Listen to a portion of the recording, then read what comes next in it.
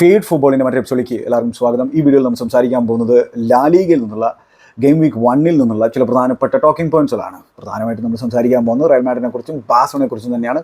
കുറച്ച് അത്ലറ്റിക്കോ മാഡ്രിഡിനെ കുറിച്ചും സംസാരിക്കാൻ ശ്രമിക്കാം. അപ്പോൾ എന്താണ്, ഫസ്റ്റ് ഗെയിം വീക്കിൽ ബാഴ്സലോണ വിജയിച്ചു. അത്ലറ്റിക്കോ മാഡ്രിഡും റയൽ മാഡ്രിഡും സമനിലയിൽ പിരിയുന്ന സാഹചര്യമാണ് നമ്മൾ കണ്ടിട്ടുണ്ടായിരുന്നത്. നമുക്കത് തന്നെ ബാഴ്സലോണയുടെ വലൻസിയക്കെതിരെ മെസ്റ്റായിൽ വെച്ച് നടന്ന മത്സരത്തെക്കുറിച്ച് സംസാരിച്ചു തുടങ്ങാം. 1-0 എന്നുള്ള സ്കോറിന് പുറകിൽ പോയതിനു ശേഷം 2 ഗോളുകൾ അടിച്ചുകൊണ്ട് 2-1 എന്നുള്ള സ്കോറിന് വിജയിച്ചുകൊണ്ടാണ് ഹാൻസി ഫ്ലിക്കിൻ്റെ ബാഴ്സലോണ ആ ഒരു യുഗത്തിന് ആരംഭം കുറിച്ചിരിക്കുന്നു വേണമെങ്കിൽ നമുക്ക് പറയാൻ പറ്റും. അതിൽ തന്നെ ആ ഒരു തിരിച്ചു വരുന്ന രീതി നമ്മൾ കൺസിഡർ ചെയ്യുമ്പോൾ അതൊരു എന്താ പറയുക, നല്ല ക്യാരക്ടർ അവിടെ ബാഴ്സലോണ കാഴ്ചവെച്ചു എന്ന് വേണമെങ്കിൽ നമുക്ക് പറയാം. ഇനി ബാഴ്സലോണയുടെ ലൈനപ്പിലേക്ക് നമ്മൾ പോയി കഴിഞ്ഞാൽ ഒരുപാട് പിള്ളേർ അവിടെ ഉണ്ട്. ഒരുപാട് ലാമാസിയ അക്കാഡമി ഗ്രാജുവേറ്റ്സ് ഒരു മത്സരത്തിൽ സ്റ്റാർട്ട് ചെയ്തിട്ടുണ്ടായിരുന്നു.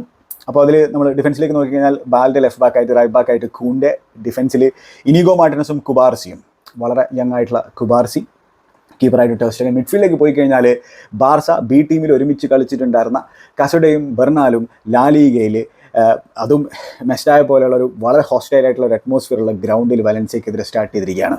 അതൊരു കിടിലൻ സംഭവം തന്നെയാണ്. പിന്നെ എന്താണ്, ആ ഒരു സെൻട്രൽ റോള് കൈകാര്യം ചെയ്തിട്ടുണ്ടായിരുന്ന ഒരു 10 റോളൊക്കെ കൈകാര്യം ചെയ്തിട്ടുണ്ടായിരുന്നത് റഫീനിയാണ്. അദ്ദേഹം റൈറ്റിലേക്ക് ഡ്രിഫ്റ്റ് ചെയ്ത് പോകുന്ന സിറ്റുവേഷൻസ് ഒക്കെ നമുക്ക് കാണാൻ സാധിക്കുമായിരുന്നു. റൈറ്റ് വിങ്ങിൽ ലമീൻ യമാലും, ലെഫ്റ്റ് വിങ്ങിൽ ഫെറാൻ ടോറസും, സ്ട്രൈക്കറായിട്ട് ലെവൻഡോസ്കിയും സ്റ്റാർട്ട് ചെയ്യുന്ന ഒരു സാഹചര്യം നമ്മൾ കണ്ടു. അപ്പോൾ ഇനി ഫസ്റ്റ് ഹാഫിൻ്റെ സ്ഥിതിഗതികൾ നോക്കിക്കഴിഞ്ഞാൽ ഫസ്റ്റ് ഹാഫ് ബാഴ്സലോണയെ സംബന്ധിച്ചോളം അത്ര ടൈഡി ആയിട്ടുള്ളൊരു ഫസ്റ്റ് ഹാഫ് ആയിരുന്നില്ല. ഇത്തിരി മെസ്സി ആയിട്ടുള്ളൊരു ഫസ്റ്റ് ഹാഫ് ആയിരുന്നു വേണമെങ്കിൽ നമുക്ക് പറയാൻ പറ്റും. വലൻസിയ ആണെങ്കിൽ കുറേ ക്രോസുകളും കാര്യങ്ങളൊക്കെ ബോക്സിലേക്ക് കൊടുക്കുന്നു. അത്തരത്തിൽ ബാഴ്സലോണയുടെ ഡിഫൻസിനെ ടെസ്റ്റ് ചെയ്യുന്ന സിറ്റുവേഷൻസ് ഒക്കെ നമുക്ക് കാണാൻ സാധിക്കുന്നുണ്ടായിരുന്നു. പിന്നെന്താണ്, ഈ ബാഴ്സലോണയുടെ ഈ ഒരു യങ് മിഡ്ഫീൽഡിനെ പലപ്പോഴും അവർ ബ്രീച്ച് ചെയ്ത് മുമ്പോട്ട് പോകുന്ന സിറ്റുവേഷൻസ് നമുക്ക് കാണാൻ സാധിക്കുന്നത്. അവർ നല്ല രീതിയിൽ തന്നെയാണ് കളിച്ചിട്ടുള്ളത് ഓവറോൾ പ്രകടനം നോക്കിക്കഴിഞ്ഞാൽ. പക്ഷേ ഫസ്റ്റ് ഹാഫിൽ ഇത്തിരി ആ ഒരു മിഡ്ഫീൽഡ് ഇടങ്ങറാകുന്ന സിറ്റുവേഷൻ നമുക്ക് കാണാൻ സാധിക്കുന്നുണ്ടായിരുന്നു. പിന്നെ എങ്ങനെയാണ് വലൻസിയ ലീഡ് എടുക്കുന്നതെന്ന് വെച്ച് കഴിഞ്ഞാൽ അഗെയിൻ ഒരു ക്രോസിൽ തന്നെയാണ് അത് വന്നിട്ടുണ്ടായിരുന്നത്. ലെഫ്റ്റ് സൈഡിൽ നിന്ന് ഒരു ക്രോസ് ബോക്സിലേക്ക് വരുന്നു. ഒരു ഫ്രീ ഹെഡർ ഹ്യൂഗോ ഡ്യൂറോക്ക് ലഭിക്കുന്നു. അദ്ദേഹം ഹെഡ് ചെയ്ത് ഗോളാക്കുന്നു. ആദ്യം ലൈൻസ്മാൻ ഓഫ് സൈഡ് ഫ്ലാഗ് ഉയർത്തുന്നു. ഈ ബാഴ്സലോണ ഡിഫൻസ് സംബന്ധിച്ചോളം അവർ ഒരു ഓഫ് സൈഡ് ട്രാപ്പിനുള്ള ശ്രമം നടത്തിയെന്നാണ് എനിക്ക് തോന്നുന്നത്. ആ ഒരു അവസരത്തിൽ എന്തായാലും അത് വളരെ മോശം ഡിഫെൻഡിങ് ആയിപ്പോയി. ബാക്ക് പോസ്റ്റിൽ വളരെ ഫ്രീ ആയിട്ടുള്ള ഒരു ഹെഡർ ഹ്യൂഗോ ഡ്യൂറോക്ക് കിട്ടുന്ന ഒരു സാഹചര്യം നമ്മൾ കണ്ടു. അങ്ങനെ വലൻസിയ ലീഡ് എടുക്കുന്നു. പക്ഷേ ഹാഫ് ടൈമിലേക്ക് പോകുന്നതിന് മുമ്പേ തന്നെ, ഇതും ഏകദേശം ഒരു 43-ാം മിനിറ്റിലാണ് ഈ ഗോൾ വരുന്നത്. പക്ഷേ ഹാഫ് ടൈമിലേക്ക് പോകുന്നതിന് മുമ്പേ തന്നെ ബാഴ്സലോണ ഒരു ഗോൾ അല്ലെങ്കിൽ ഈക്വലൈസർ അടിക്കുന്നത് നമ്മൾ കണ്ടു. അതിന് മുമ്പ് മറ്റൊരു പ്രധാനപ്പെട്ട ഇവൻറ്റ് സംഭവിച്ചിട്ടുണ്ടായിരുന്നു.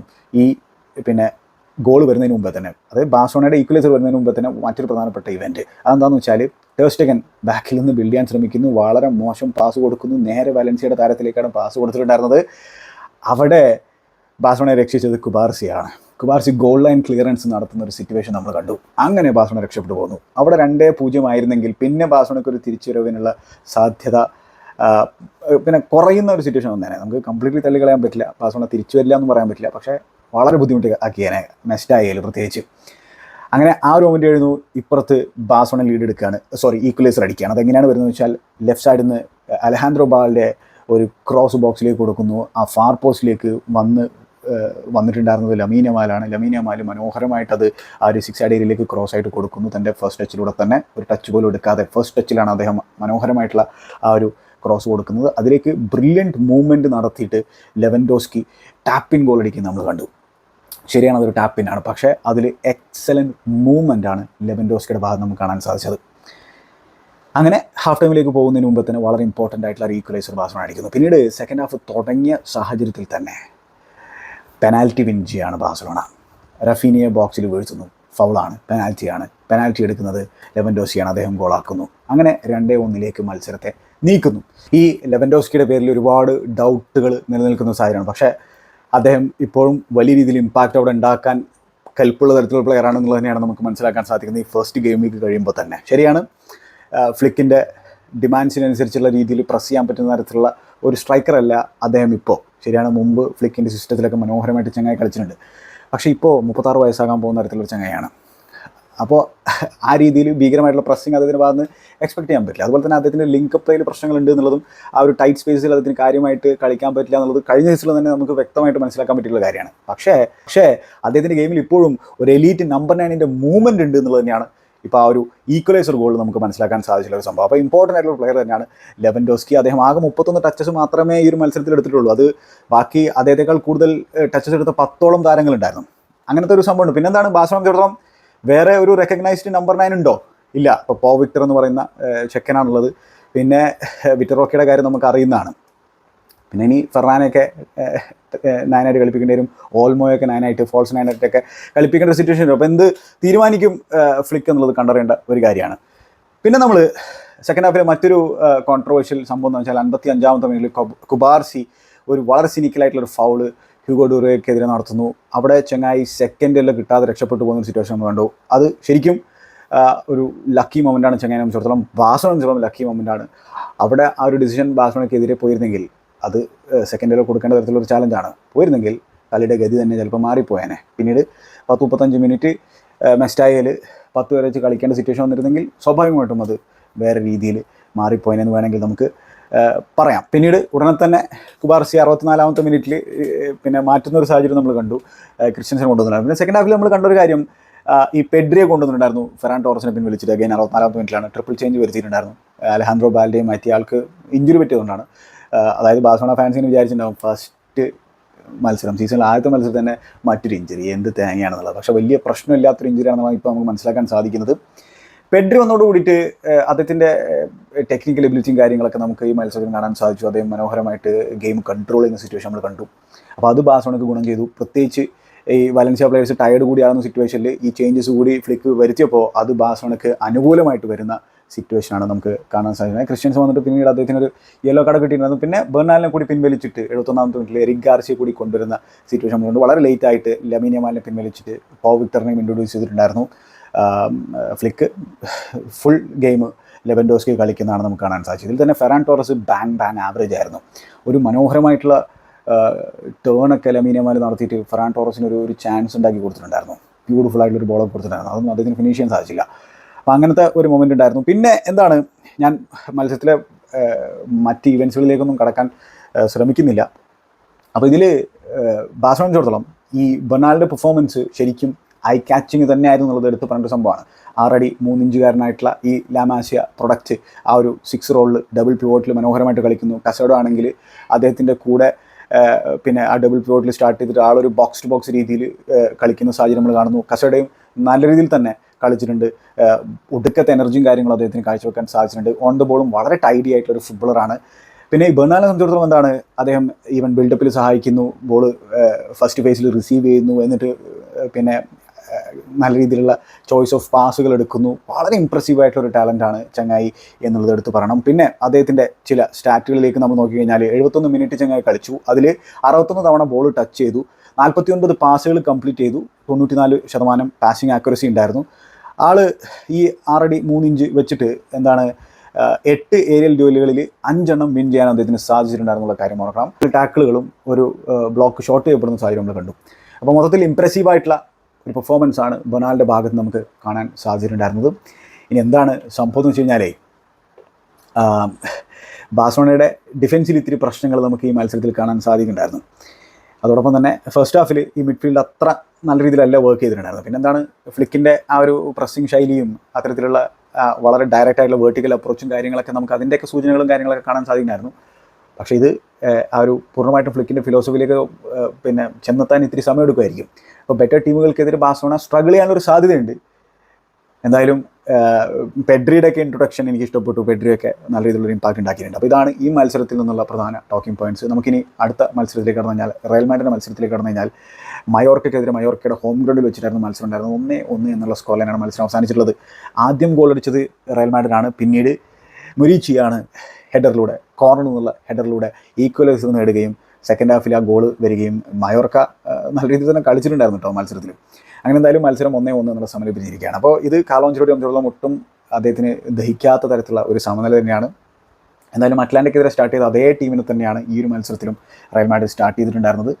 അപ്പോൾ ഇതിൽ അറ്റ്ലാന്റിക്കെതിരെ കുറച്ചുകൂടി ബാലൻസ്ഡ് ആയിട്ടുള്ളൊരു അറ്റാക്ക് നമുക്ക് കാണാൻ സാധിക്കുന്നുണ്ടായിരുന്നു. നമുക്കറിയാം കഴിഞ്ഞ സീസണിലും റയൽ മാഡ്രിഡിൻ്റെ അറ്റാക്ക് കൂടുതലും ലെഫ്റ്റ് സൈഡ് ഓറിയൻറ്റഡ് ആയിരുന്നു എന്നുള്ളത് നമുക്ക് അറിയുന്നൊരു കാര്യമാണ്. അത് നമുക്ക് കാണാൻ സാധിച്ചുള്ള സംഭവമായിരുന്നു. പക്ഷേ എന്തായിരുന്നു പ്രധാന വ്യത്യാസം എന്ന് വെച്ച് കഴിഞ്ഞാൽ, അവർ റൈറ്റിലൂടെയും കൂടെ അറ്റാക്ക് ചെയ്യുന്നുണ്ടായിരുന്നു. അതിന് അവർ ചെയ്തിരുന്ന മറ്റൊരു ടാക്ടിക്ക് നമ്മൾ കഴിഞ്ഞ ദിവസത്തിൽ സംസാരിച്ചുള്ള സംഭവം തന്നെയാണ്. പൊടുന്നനെയുള്ള സ്വിച്ചുകൾ അവർ നടത്താറുണ്ടായിരുന്നു. അങ്ങനെ ഈ ഓപ്പോസിറ്റ് ടീമിനെ സ്ട്രെച്ച് ചെയ്യാൻ ശ്രമിക്കാറുണ്ടായിരുന്നു. ഇവിടെ എന്താ സംഭവം എന്ന് വെച്ചാൽ, അത്തരത്തിലുള്ള സ്വിച്ചുകൾ നമുക്ക് ഈ മയോർക്കെതിരെയുള്ള മത്സരത്തിൽ കാണാൻ സാധിച്ചിട്ടുണ്ടായിരുന്നില്ല. അപ്പോൾ ആ സ്വിച്ചുകൾ നടത്തുന്നതിൽ പ്രധാനി ആരാണ്? ടോണി ക്രോസ് ആണ്. അപ്പോൾ ടോണി ക്രോസ് ഇല്ലാത്തതിൻ്റെ ഒരു അഭാവം നമുക്ക് കൃത്യമായിട്ടും ആ ഒരു മയോർക്കെതിരെയുള്ള മത്സരത്തിൽ കാണാൻ സാധിക്കുന്നുണ്ടായിരുന്നു. മയോർക്ക എന്താ പറയുക, ലോ ബ്ലോക്കിൽ നിന്നുകൊണ്ട് കൗണ്ടർ അറ്റാക്കിങ്ങിൽ ഹേർട്ട് ചെയ്യാൻ ശ്രമിക്കുന്ന തരത്തിലൊരു സൈഡാണ്. അവരുടെ ടാക്ടിക്സ് ഭംഗിയായിട്ട് നിർവഹിക്കുന്നത് നമ്മൾ കണ്ടു. റയൽ മാഡ്രിഡ് ഈ ടീമിനെ സ്ട്രെച്ച് ചെയ്യാൻ ബുദ്ധിമുട്ടുന്ന സിറ്റുവേഷൻ, അതായത് അവരെ എളുപ്പത്തിൽ ഡിഫെൻഡ് ചെയ്യാൻ മയോർക്കയ്ക്ക് സാധിക്കുന്നുണ്ടായിരുന്നു. കാരണം ഈ സ്വിച്ചുകൾ നടക്കുന്നുണ്ടായിരുന്നില്ല. അപ്പോൾ ഇതിൽ തന്നെ നമ്മൾ റയൽ മാഡ്രിഡിൻ്റെ അറ്റാക്കിങ്ങിൻ്റെ പാറ്റേൺ നോക്കിക്കഴിഞ്ഞാൽ അവർ 52% അവരുടെ അറ്റാക്ക് വന്നിട്ടുണ്ടായിരുന്നത് ലെഫ്റ്റ് സൈഡിലൂടെയാണ്. 27% മാത്രമാണ് റൈറ്റ് സൈഡിലൂടെ വന്നിട്ടുണ്ടായിരുന്നത്. അപ്പോൾ ഞാൻ പറഞ്ഞത് കിലിയൻ എംബാപ്പെ ആണെങ്കിലും വിനി ജൂനിയർ ആണെങ്കിലും ഈവൻ റോഡ്രിഗോ ആണെങ്കിലും ജൂഡ് ബെല്ലിംഗാം ആണെങ്കിലും എല്ലാവരും ആ ഒരു ലെഫ്റ്റ് ഏരിയയിലൂടെ അറ്റാക്ക് ചെയ്യുന്നു. അത് പ്രശ്നമാണെന്നല്ല പറയുന്നത്, പക്ഷേ അതോടൊപ്പം റൈറ്റ് സൈഡിലൂടെ കൂടി അറ്റാക്ക് നടക്കേണ്ടതായിട്ടുണ്ട്. ഈ റോഡ്രിഗോ റൈറ്റ് സൈഡിലൂടെ അറ്റാക്ക് ചെയ്യാൻ ശ്രമിക്കുന്ന സാഹചര്യത്തിൽ എന്താ സംഭവിച്ചതെന്ന് വെച്ച് കഴിഞ്ഞാൽ മൊഹിക്ക എന്ന് പറയുന്ന ചെങ്ങായുമായിട്ടുള്ള ഡ്യൂലുകൾ പലപ്പോഴും അദ്ദേഹം ലൂസ് ചെയ്യുന്നതാണ് നമ്മൾ കാണുന്നുണ്ടായിരുന്നു. റോഡ്രിഗോ ആണ് മത്സരത്തിൽ റയൽ മാഡ്രിഡിന് വേണ്ടി ഗോൾ അടിച്ചിട്ടുണ്ടായിരുന്നത്. അത് വന്നിട്ടുണ്ടായിരുന്നത് എങ്ങനെയാണ്? ബോക്സിൽ എല്ലാവരും, ഇപ്പോൾ പിന്നെ എംബാപ്പെ ആണെങ്കിലും റോഡ്രിഗോ ആണെങ്കിലും വിനി ആണെങ്കിലും എല്ലാവരും ആ ഒരു ബോക്സിൻ്റെ ലെഫ്റ്റ് സൈഡിൽ നിൽക്കുന്ന ഒരു സിറ്റുവേഷനിലാണ് ആ ഗോൾ വന്നിട്ടുണ്ടായിരുന്നത്. അവിടെ ഇൻട്രിക്കേറ്റ് ആയിട്ടുള്ള പാസിങ്ങിലൂടെ, മൊമെൻറ്റ് ഓഫ് മാജിക്കിലൂടെയാണ് ആ ഗോൾ വന്നിട്ടുണ്ടായിരുന്നത്. അവിടെ സ്പേസ് കാര്യമായിട്ട് ഉണ്ടാക്കാനുള്ള ശ്രമം ഈ ഫ്രണ്ട് ത്രീയുടെ ഭാഗം നമുക്ക് കാണാൻ സാധിക്കുന്നുണ്ടായിരുന്നില്ല. അതിൽ വിനി ജൂനിയറിൻ്റെ ഒരു ബാക്ക് ഹീൽ പാസ്, പിന്നെ റോഡ്രിഗോ കട്ട് ഇൻസൈഡ് ചെയ്ത് വന്നിട്ട് നല്ലൊരു ഷോട്ട് അടിക്കുന്നു. അതൊരു മൊമെൻറ്റ് ഓഫ് മാജിക് എന്ന രീതിയിൽ നമുക്ക് പറയാൻ പറ്റും. അത്തരത്തിലുള്ള സിറ്റുവേഷൻസ് ഒരുപാട് നമുക്ക് കാണാൻ സാധിക്കുമായിരിക്കും ഈ ഒരു സീസണിൽ. പക്ഷെ ഞാൻ പറഞ്ഞല്ലോ, ഈ ഫ്രണ്ട് ത്രീ സ്ട്രെച്ച് ചെയ്യേണ്ട ഒരു സിറ്റുവേഷൻ ഉണ്ട്. പക്ഷെ അവർ മൊത്തത്തിൽ ആ ഒരു ലെഫ്റ്റിലേക്ക് ഡ്രിഫ്റ്റ് ചെയ്യുന്ന ഒരു സാഹചര്യം നമ്മൾ കണ്ടിട്ടുണ്ടായിരുന്നത്. പിന്നെ ഞാൻ പറഞ്ഞ പോലെ എന്താണ്, സ്വിച്ചുകൾ നടത്താൻ ടോണി ക്രോസിൻ്റെ ഒരു അഭാവം നമുക്ക് കാണാൻ സാധിക്കുന്നുണ്ട്. ലാക്ക് ഓഫ് ബാലൻസ് നമുക്ക് കാണാൻ സാധിക്കുന്നുണ്ടായിരുന്നു. ശരിയാണ്, ജൂഡ് ബെല്ലിംഗാമൊക്കെ മിഡ്ഫീൽഡിലേക്ക് ഇറങ്ങി വരാനുള്ള ശ്രമം കാര്യങ്ങളൊക്കെ നടത്തുന്നുണ്ടായിരുന്നു. അതിൽ തന്നെ ഹാഫ് ടൈമിലുള്ള ആ ഒരു ജൂഡ് ബെല്ലിംഗാമിൻ്റെ ടോക്ക് നിങ്ങളെല്ലാവരും കണ്ടിട്ടുണ്ടാകും. അതായത് വിനിയോടും റോഡ്രിഗോടും പിന്നെ എംബാപ്പയോടും ചങ്ങായി പറയുന്നത്, നിങ്ങൾ നമ്മുടെ എല്ലാ അറ്റാക്കുകളൊന്നും ഫിനിഷ് ചെയ്യുക, കാരണം ഈ ട്രാക്ക് ബാക്ക് ചെയ്യുക എന്ന് പറഞ്ഞാൽ ഭയങ്കര ബുദ്ധിമുട്ടുള്ളൊരു പണിയാണെന്നുള്ളത്. ശരിയാണ്, ട്രാക്ക് ബാക്ക് ചെയ്യുക എന്ന് പറഞ്ഞാൽ ഭയങ്കര ബുദ്ധിമുട്ടുള്ളൊരു പണി തന്നെയായിരിക്കും. ബോൾ ലൂസ് ചെയ്ത് കഴിഞ്ഞാൽ, ആ ഒരു ഫൈനൽ തേർഡിൽ ബോൾ ലൂസ് ചെയ്ത് കഴിഞ്ഞാൽ. അപ്പോൾ എന്താ സംഭവം എന്ന് വെച്ചാൽ, ഈ ഫ്രണ്ട് ത്രീയുടെ ഭാഗത്തുനിന്ന് അത്ര കാര്യമായിട്ടുള്ള ഡിഫെൻസീവ് പിന്നെ കോൺട്രിബ്യൂഷൻ ഇവർക്ക് കിട്ടുന്നില്ല. അതൊരു സംഭവം. ഇപ്പോൾ അതിൽ തന്നെ റോഡ്രിഗോ ആണ് കുറേ കൂടി നല്ല രീതിയിൽ ട്രാക്ക് ബാക്ക് ചെയ്യാനൊക്കെ ശ്രമം നടത്തുന്ന തരത്തിലുള്ള ചങ്ങായി. പിന്നെ പ്രസ്സിങ്ങിൽ ഒരു പ്രശ്നമുണ്ട്. അത് അറ്റ്ലാന്റിക്കെതിരെ നമുക്ക് കാണാൻ സാധിക്കുന്നുണ്ടായിരുന്നു. ഒരു സ്ട്രക്ചറൽ പ്രസ്സിംഗ് ഒന്നും നമുക്ക് ഈ റയൽ മാഡ്രിഡിൻ്റെ ഭാഗത്ത് നിന്ന് കാണാൻ സാധിക്കുന്നുണ്ടായിരുന്നില്ല. പിന്നെ ഈ പറഞ്ഞ പോലെ മിഡ്ഫീൽഡിലുള്ള ക്രൂസിൻ്റെ പ്രസൻസിൻ്റെ പ്രശ്നം നമുക്ക് കാണാൻ സാധിക്കുന്നുണ്ടായിരുന്നു. പിന്നെ ഇതിൽ എടുത്തു പറഞ്ഞ മറ്റൊരു സംഭവം, ഇതിൽ സ്റ്റാർട്ട് ചെയ്ത 6 പേര് അവർ പ്രീ സീസൺ തുടങ്ങിയിട്ട് ഒരാഴ്ച ആയിട്ടുള്ളൂ എന്നുള്ള കാര്യം കൂടി ഓർക്കണം. അപ്പോൾ ഇവരൊക്കെ ജെല്ല് ചെയ്ത് വരാൻ സമയമെടുക്കും, ഇവരുടെയൊക്കെ കെമിസ്ട്രി ബിൽഡ് ചെയ്തെടുക്കാൻ സമയമെടുക്കും. പിന്നെ അവരുടെ ആ ഒരു ടോപ്പ് ഫിറ്റ്നസ് ലെവലിലേക്ക് എത്താനും സമയമെടുക്കുമായിരിക്കും. പിൻറ്റസൊക്കെ അതിനായിട്ട് വർക്ക് ചെയ്യുന്നുണ്ട്, അത് വേറെ കാര്യം. പുള്ളിക്കാരൻ ഒരു ഫിറ്റ്നസ് ഫ്രീക്കാണെന്ന് നമുക്കറിയുന്നതാണ്. അപ്പോൾ എന്തായാലും ഈ ഫ്രണ്ട് ത്രീയും അവരുടെ ആ ഒരു വേവ് ലെങ്ത്ത് സെറ്റാക്കി എടുക്കേണ്ടതായിട്ടുണ്ട്. അവർക്ക് അവരുടെ മൂവ്മെൻറ്റിനെ കുറിച്ച് പഠിക്കേണ്ടതായിട്ടുണ്ട്. അതിനൊക്കെ സമയം വേണ്ടി വരും. അതൊരു യാഥാർത്ഥ്യമായിട്ടുള്ള സംഭവം തന്നെയാണ്. പിന്നെന്താണ്, ചെമേനിയും ഫെഡെ വാൽവെർദെയും ഉണ്ടായിരുന്നു മിഡ്ഫീൽഡിൽ. പിന്നെന്താ, ആ ഗോൾ വന്നത് സെറ്റ് പീസിൽ നിന്നാണ്, മുരീച്ചിയുടെ ആ ഒരു ഹെഡർ. പിന്നെ ഒരു സംഭവം, ഈ ഫൊലാൻ മെൻഡിക്ക് റെഡ് കാർഡ് കിട്ടിപ്പോയത്, അത് ഡിസേർവിങ് റെഡ് കാർഡാണ്. അത്തരത്തിലൊരു നാസ്റ്റി ചാലഞ്ചാണ് മത്സരത്തിൻ്റെ അവസാന നിമിഷങ്ങളിൽ ചെന്നൈ നടത്തിയിട്ടുണ്ടായിരുന്നത്. അപ്പോൾ മെൻഡി ഇനിയിപ്പോൾ സസ്പെൻഷനിലായിരിക്കും. അതും ഒരു മേജർ ബ്ലോ ആണ് റയലിനെ സംബന്ധിച്ചിടത്തോളം എന്നുള്ളത് എടുത്തു പറയേണ്ടതായിട്ടുള്ള ഒരു കാര്യം തന്നെയാണ്. ഈ നമ്മൾ ആവറേജ് പൊസിഷൻ കൂടി നോക്കാം ഈ പ്ലെയേഴ്സിൻ്റെയൊക്കെ. അപ്പോൾ അതിൽ നമുക്ക് കൃത്യമായിട്ട് കാണാൻ സാധിക്കും, വിനിയും എംബാപ്പയും വളരെ ക്ലോസ് പ്രോക്സിമിറ്റിയിലാണ് അവർ ഓപ്പറേറ്റ് ചെയ്യുന്നുണ്ടായിരുന്നത്. റോഡ്രിഗോ ആണെങ്കിൽ കുറേ കൂടി സെൻട്രലായിട്ടാണ് ഉണ്ടായിരുന്നത്. ആ റൈറ്റ് സൈഡിലൂടെ കാര്യമായിട്ടുള്ള അറ്റാക്ക് നമുക്ക് കാണാൻ സാധിച്ചിട്ടുണ്ടായിരുന്നില്ല. ഫെഡെ ആണെങ്കിലും കാർവഹാൽ ആണെങ്കിലും റോഡ്രിഗോ ഒക്കെ ആണെങ്കിലും കഴിഞ്ഞ ദിവസങ്ങളിൽ നല്ല രീതിയിലുള്ള അറ്റാക്കുകൾ ആ ഏരിയയിലൂടെ നടത്തുന്നുണ്ടായിരുന്നു. അതിന് ഞാൻ പറഞ്ഞല്ലോ, പെട്ടെന്നുള്ള സ്വിച്ചുകളാണ് അതിൽ വളരെ ഇമ്പോർട്ടൻ്റ് ആയിട്ടുള്ള സംഭവം. ക്രോസ് ഫീൽഡ് ബോളുകളാണ് ഇമ്പോർട്ടൻ്റ് ആയിട്ടുള്ള സംഭവം. പിന്നെ വളരെ ലേറ്റ് ആയിട്ടാണ് കാർലോ ചേഞ്ചസ് ഒക്കെ വരുത്തിയത്. ബ്രഹീം ഡിയാസിനെയും ആർദ ഗുലേറിനെയും അതുപോലെ തന്നെ വാസ്കസിനെ കൊണ്ടുവന്നത് 88ാമത്തെ മിനിറ്റിൽ എങ്ങനെയാണ്. വളരെ ലേറ്റ് ആയിട്ടാണ് ചങ്ങായി ചേഞ്ചസ് വരുത്തിയിട്ടുണ്ടായിരുന്നത്. എന്തായാലും റയലിനെ സംബന്ധിച്ചിടത്തോളം അറ്റാക്കിൽ ഒരു ബാലൻസും മിഡ്ഫീൽഡിൽ ഒരു ബാലൻസും കണ്ടെത്തേണ്ടതായിട്ടുണ്ട് എന്നുള്ളതാണ് എൻ്റെ ഒരു കാഴ്ചപ്പാട്. കാരണം ആ ഒരു 4-3-3 ഇപ്പോൾ സത്യം പറഞ്ഞാൽ ഒരു 4-2-4 നീങ്ങിയിരിക്കുകയാണ്. കാരണം ജൂഡ് കൂടി ഒരു അറ്റാക്കർ എന്നുള്ള രീതിയിൽ തന്നെയാണ് കളിക്കുന്നത്. അപ്പോൾ ജൂഡിനെ സംബന്ധിച്ചിടത്തോളം ഒടുക്കത്തെ റെസ്പോൺസിബിലിറ്റിയാണ്. അദ്ദേഹത്തിന് മിഡ്ഫീൽഡിലേക്കും ഇറങ്ങി വന്നിട്ട് സപ്പോർട്ട് ചെയ്യേണ്ട സിറ്റുവേഷൻ ഉണ്ട്, ട്രാക്ക് ബാക്ക് ചെയ്യേണ്ട പരിപാടികളൊക്കെ ഉണ്ട്. പക്ഷേ സ്റ്റിൽ നമ്മൾ നോക്കിക്കഴിഞ്ഞാൽ ആ ഒരു ക്രൂസിൻ്റെ അഭാവത്തിൽ എന്താണ് സംഭവിച്ചിരിക്കുന്നത്, ഒരു 4-2-4 നീങ്ങുന്ന സിറ്റുവേഷൻ. ശരിയാണ്, കാർലോ അഞ്ചലോട്ടി ലൂക്ക മോഡ്രിച്ചിനെയൊക്കെ ഇൻട്രൊഡ്യൂസ് ചെയ്ത് നോക്കിയിട്ടുണ്ടായിരുന്നു സെക്കൻഡ് ഹാഫിൽ ആ ഒരു കൺട്രോൾ കൊണ്ടുവരാനായിട്ട്. പക്ഷേ അതൊന്നും കാര്യമായിട്ട് അങ്ങോട്ട് വർക്കൗട്ട് ആയിട്ടുണ്ടായിരുന്നില്ല ഈ ഒരു മയോർക്കെതിരെ എന്നുള്ളതാണ്. ഇനി നമ്മൾ അത്ലറ്റിക്കോ മാഡ്രിഡിൻ്റെ മത്സരത്തിലേക്ക് കടന്നു കഴിഞ്ഞാൽ 2-2 എന്നുള്ള സ്കോർ ലൈനാണ് VRLൻ്റെ ഹോം ഗ്രൗണ്ടിൽ വെച്ച് നടന്ന മത്സരം അവസാനിച്ചിട്ടുണ്ടായിരുന്നത്. അപ്പോൾ അതിൽ തന്നെ അൽവാരസ് സ്റ്റാർട്ട് ചെയ്തിട്ടുണ്ടായിരുന്നില്ല, ബെഞ്ചിലായിരുന്നു. അദ്ദേഹം സെക്കൻഡ് ഹാഫിൽ അവസാനത്തെ 15 മിനിറ്റ് കളിക്കാനായിട്ട് ഗ്രൗണ്ടിലേക്ക് ഇറങ്ങിയിട്ടുണ്ടായിരുന്നു. ഗ്രീസ്മനും അതുപോലെ തന്നെ സ്റ്റാർട്ട് ചെയ്തത് സോർലോത്തുമാണ് സ്റ്റാർട്ട് ചെയ്തിട്ടുണ്ടായിരുന്നത്. ന്യൂ സൈനിങ് ആയിട്ടുള്ള സോർലോത്തും ആ ഒരു സ്ട്രൈക്ക് പാർട്ട്നേഴ്സായിട്ട് സ്റ്റാർട്ട് ചെയ്തിട്ടുണ്ടായിരുന്നത്.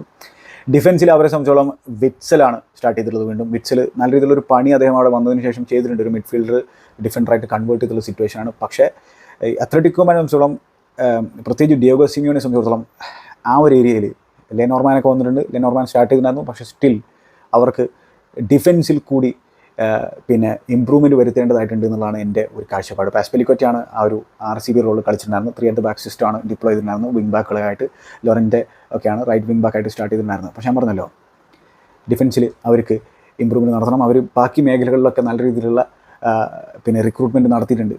ഡിയോഗോ സിമിയോണിക്ക് വേണ്ട രീതിയിൽ ഒരു സെൻറ്റർ ബാക്കിനെ കൂടി കൊണ്ടെത്തിച്ച് കൊടുക്കണം എന്നാണ് എൻ്റെ ഒരു കാഴ്ചപ്പാട്. ഒരെണ്ണെങ്കിലും മിനിമം വേണം. അതാണ്. പിന്നെ ഈ വിറ്റ്സലിനൊക്കെ പിൻവലിച്ചിട്ടുണ്ടായിരുന്നു ഹാഫ് ടൈം സമയത്ത്. ഹിമിനസിനൊക്കെ ഇൻട്രൊഡ്യൂസ് ചെയ്യുന്ന ഒരു കാര്യം നമ്മൾ കണ്ടു. ആദ്യം ഗോൾ അടിച്ചത് ഡാൻജൂമയാണ്. ഡാൻജൂമയുടെ ഫ്യൂച്ചർ എന്താവും എന്നുള്ള കാര്യത്തിലൊന്നും തീരുമാനമൊന്നും ആയിട്ടില്ല. ഒരു ലോങ് ബോൾ, ഒരൊറ്റ ലോങ് ബോൾ കൊടുക്കുന്നു. ഡാൻജൂമ ലെഫ്റ്റ് ചാനലിലൂടെ റൺ ചെയ്യുന്നു, ബോക്സിലേക്ക് വരുന്നു, ഈ വിറ്റ്സലിനെ ഒന്ന് കബളിപ്പിക്കുന്നു, എന്നിട്ടൊരു ഷോട്ട് അടിക്കുന്നു. അത് ഗോളായിട്ട് മാറുന്ന സിറ്റുവേഷൻ നമ്മൾ കണ്ടു. ബോക്സിന് ലെഫ്റ്റ് സൈഡിൽ നിന്നാണ് അദ്ദേഹം ആ ഷോട്ട് ഉതിർത്തിട്ടുണ്ടായിരുന്നത്. ബോക്സിനകത്ത് കയറിയിട്ട് ആ ലെഫ്റ്റ് സൈഡിൽ നിന്ന് അതിന് റിപ്ലേ അത്ലറ്റിക്കോ മാഡ്രിഡിന്റെ ഭാഗത്ത് നമ്മൾ കാണുന്നു. ലോറൻറ്റെ പിന്നെ റൈറ്റ് വിങ് ബാക്കിൽ നിന്ന് ബോക്സിലേക്ക് കയറിയിട്ട് അദ്ദേഹം ഒരു ഷോട്ട് അടിക്കുന്നു. അദ്ദേഹം 1-2 ക്രോസുകളും കാര്യങ്ങളൊക്കെ കൊടുക്കാൻ ശ്രമിച്ചിട്ടുണ്ടായിരുന്നു അതിന് മുമ്പ്. അപ്പോൾ ഇത് ഒരു നല്ലൊരു അറ്റംപ്റ്റ് ആയിരുന്നു. അങ്ങനെ അത് ഗോളായിട്ട് മാറുന്നു.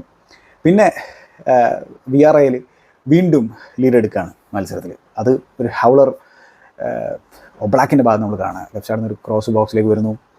അത് ഈവൻ വിറ്റ്സൽ ഹെഡ് ചെയ്യാൻ ശ്രമിക്കുന്നു, ഈ ഒബ്ലാക്ക് പിടിക്കാൻ ശ്രമിക്കുന്നു, അതിനെ ഹാൻഡിൽ ചെയ്യാൻ പറ്റുന്നില്ല. കോക്കയിൽ തട്ടിയിട്ട് അത് ഗോളായി മാറുകയാണ്. ഹൊറിബിൾ ഗോൾ ടു കൺസീഡ് എന്ന് വേണമെങ്കിൽ നമുക്ക് പറയാൻ പറ്റും. അതിന് മറുപടിയായിട്ട് ക്രോസിൽ നിന്ന് ഹെഡർ ഗോളാണ് സോർലോത്ത് അടിച്ചുള്ളത് തൻ്റെ ഫോർമർ ക്ലബ്ബായിട്ടുള്ള VRLനെതിരെ. പിന്നെയാണ് ഈ അൽവാരസിനെ കൊണ്ടുവന്നിട്ടുണ്ടായിരുന്നത്. പിന്നെ 1-2 ഫ്രീ കിക്ക് അറ്റംപ്റ്റുകളൊക്കെ VRLൻ്റെ ഭാഗത്ത് നിന്ന് നമ്മൾ കണ്ടു. അപ്പോൾ അതാണ് ആ മത്സരത്തെക്കുറിച്ച് എനിക്ക് നിങ്ങളോട് പറയാനുള്ളത്. പിന്നെന്താ, സാൻ സെബാസ്റ്റ്യനിൽ വയക്കാനോ റയൽ സോസിഡാഡിനെ പരാജയപ്പെടുത്തിയതും ഒരു ഇമ്പോർട്ടൻ്റ് ആയിട്ടുള്ള റിസൾട്ടായിരുന്നു ലാലീഗയിലെ ഗെയിം വീക്ക് 1 നിന്ന്. അപ്പോൾ അതൊക്കെയാണ് ലാലീഗ സൊറകൾ. നിങ്ങളുടെ അഭിപ്രായങ്ങൾ എന്തായാലും കമൻറ്റ് ബോക്സിൽ രേഖപ്പെടുത്തുക. മറ്റൊരു അധ്യായത്തിൽ നമുക്ക് വീണ്ടും കാണാം. Good bye. റയലിനെ സംബന്ധിച്ചിടത്തോളം എന്താണ്, ഈ 4-3-3 നിന്നും ഇപ്പോൾ ഒരു 4-2-4 മാറി. എന്തായാലും റയലിനെ സംബന്ധിച്ചിടത്തോളം ആ ഒരു ഡിഫൻസിലൊരു ബാലൻസ്